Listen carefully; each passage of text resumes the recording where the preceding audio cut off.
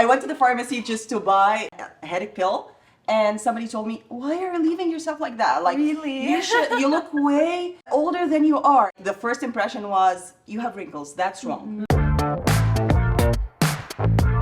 Hi, my name is Safa and I'm from Tunisia. Hi, my name is Hadil and I'm from Lebanon. Hi, my name is Sami, I'm from Morocco. Hi, I'm Mariana, I'm from Syria, but I lived in Kuwait. Hi, I'm Fatma, I'm from Egypt. Do you think your country is beauty obsessed? I believe yes, and it's for both men and women, especially lately with the social media. And also we have a beauty pageant for male and female. Oh yeah, 100%, same here. Big thing, beauty obsession, and that's why everyone right now looks the same. But yeah, we also have beauty pageants both for women and men as well.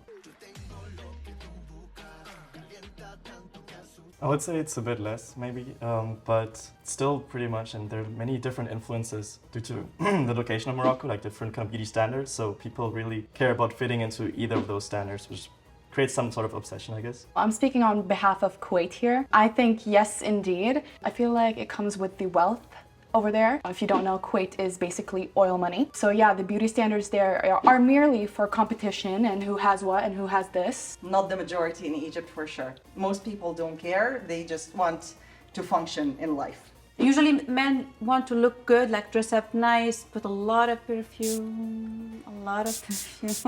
Lately it became a little bit more look like Khaliji people, like having that, you know, the face in here, the beard and stuff. So yeah, it became some sort of obsession, but not all of them. Wait, men get fillers and lips? Yes. Oh yeah. Yeah.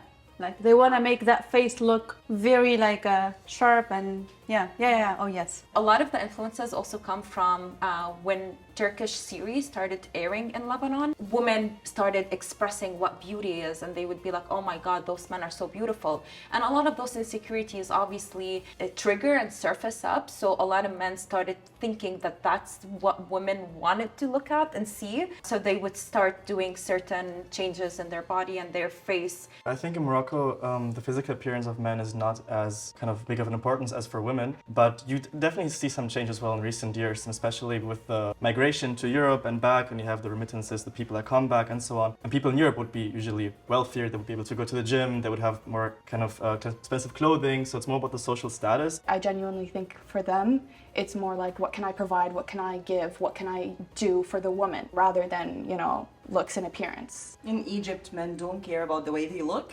They think they're funny and that's enough.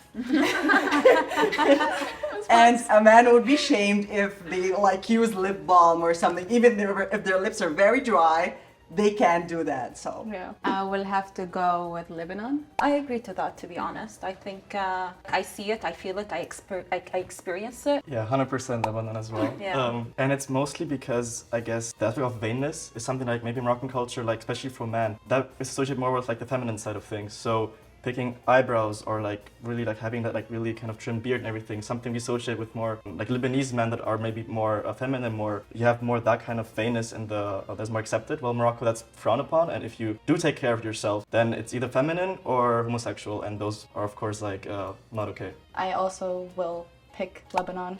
It's the winner. You know, I see the guys slick back, sharp, they look good, they have green eyes. So yeah, I totally agree because I find them personally very attractive. Yes, I don't care. It's okay, we won't judge you. same here in Egypt, always say like Lebanese men, Lebanese women, they're well known to be beautiful and they also want to be beautiful and they put the effort. Yeah. Yeah.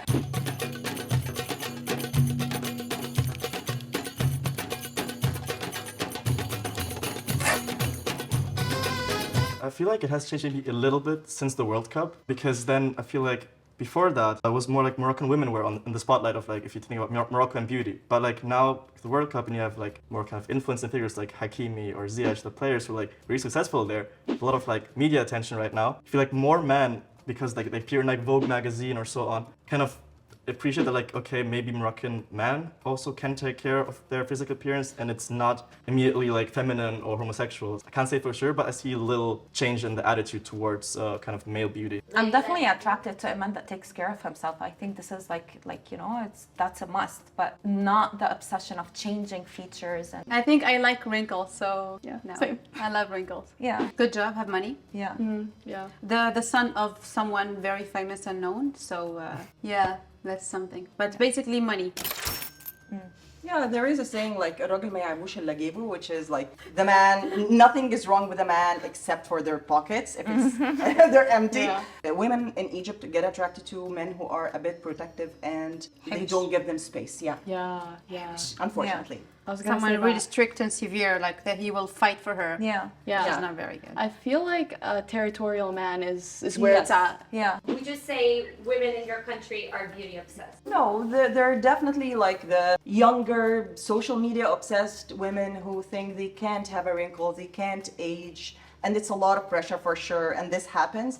But the majority of Egyptian women, they just want to be good wives and good mothers. That's what they care about. Like sacrifice and putting myself last is like glorified in Egypt, unfortunately. In my case, I think yes, they are very beauty obsessed. Dubai and Kuwait go very hand in hand. So best believe they're up to date on every trend out there. There isn't, again, like this type of plastic surgery obsession, like when we talk about the extremes. Morocco has like all these different histories of like who colonized them, and even now, like I repeat, but like with the immigration stuff, that has such a big impact on the pressure that is put on the women in terms of beauty standards, which is why they're kind of forced in a way to become more obsessed with it if they want a European husband or whatever. When it comes to beauty obsession, we're not only talking about plastic surgery, whatever's going out of the world right now, because Tunisia, since the beginning, like since Amazigh, because we are originally Amazigh, we are obsessed by the beauty. Back at the time, women, they put some sort of tattoos The here. Tefriyons, Yeah, I don't know the name. Yeah. Thank you very much. So they put that's sign of beauty. They use the henna for the beauty. They use like traditional stuff for like lipstick, for like they use rose water, like very traditional stuff to take care of themselves. The woman should look good. She'll be good in her house. She should be a good wife, but also she should look good, and that's being mra hadqa, which is a good wife. I agree with that, and thank you for saying that, because I don't think there's anything wrong with a woman taking care of herself and like staying, because this is like what makes our culture also very special. Yes. But I think there's a lot of unhealthy routes to it. For example, like in Lebanon, I think we're extremely obsessed to an extent that in my school, at the age of 13 or 14, I can't recall one friend that didn't do a nose job, for example. You know, so like at an early age, you're telling your kid that you need to do a nose job just to start changing some features in your face, and then like you get a lot of attacks about your weight at a young age. You travel, you come back, Yes. oh my god, what happened with your weight, why you're like that. In certain neighborhoods, for example, the beauty standard is that you have to have straight hair, so girls go to kill their beautiful curls just to have straight hair. I think women today are like at a crossroads and like are pressured by that. For example, with it's called tefriyont, the like face tattoos that Amazigh women traditionally have. In recent years, when there's more French influence, Spanish influence, especially like there's like a religious kind of revolution like was exported from like the middle, like the Arabian Peninsula towards Morocco. That Correct. now these tattoos are considered haram, or Yes, they're considered yes, yeah. It was a yes. big thing, and like for example, my great grandma would have it. Yes, But same. that's the last generation that has it, because after that it was considered not okay. Before that, there were signals of beauty, of fertility, and all these things. There is a shift, at least in Morocco, I guess, between a few years ago it was more like straight hair, the European kind of beauty standard, but now people want to embrace like the curly hair. Yes. Real that like it really messes with your hair if you like straighten it every day. Yeah. And like now they want to embrace that, wear more traditional clothing and so on. And that's a change that I feel like is good, because it relieves some of that pressure trying to fit into beauty standards of a Yeah. different culture and continent, and like People are more open to talk about right now with Yeah. all the social media thing. Lebanon. I went to Lebanon for haven't 4 answered days. I fell in love with the country, but I was told 3 times that I should fix my wrinkles. Like I went to the pharmacy just to buy a headache pill, and somebody told me, "Why are you leaving yourself like that? Like Really? you look way older than you are." And then when I told her my age, she told me, "Okay, I thought like then you look young." But the first impression was, "You have wrinkles. That's wrong." I'm tied between Lebanon and Kuwait. Same. I feel like the reason for that is, you know, when you have money, you're able to do more. And I know Lebanon's state right now is not that great. But trust me, they'll find ways. Yeah, that's what I was gonna say. It's like they always happen to find their way there.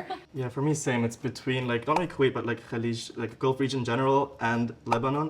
But since we already said the man for Lebanon, I would go with kind of Gulf Kuwait for this. I just want to tell one story that I think it was the explosion of Lebanon, and that is on TV. That this woman, she was crying. She was like, I don't have money to have my Botox done.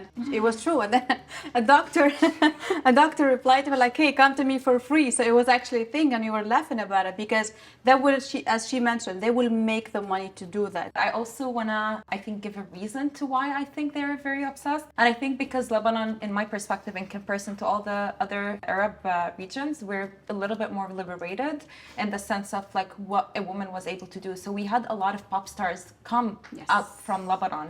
So that's why plastic surgeries, I think, started being implemented. And then the Lebanese generation, if we're looking at those people as our role models, or like those people that, oh my God, they represent our country, we thought that we had to become like them. So they influenced a lot of women, I guess. And They did. And the winner is Lebanon. yeah. It's okay.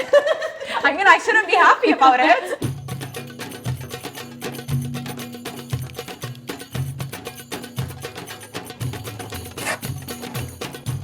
And you know what's so sad? Like when you go right now on to watch any TV or any series and you see all those people with plastic surgeries, you're unable to relate to them.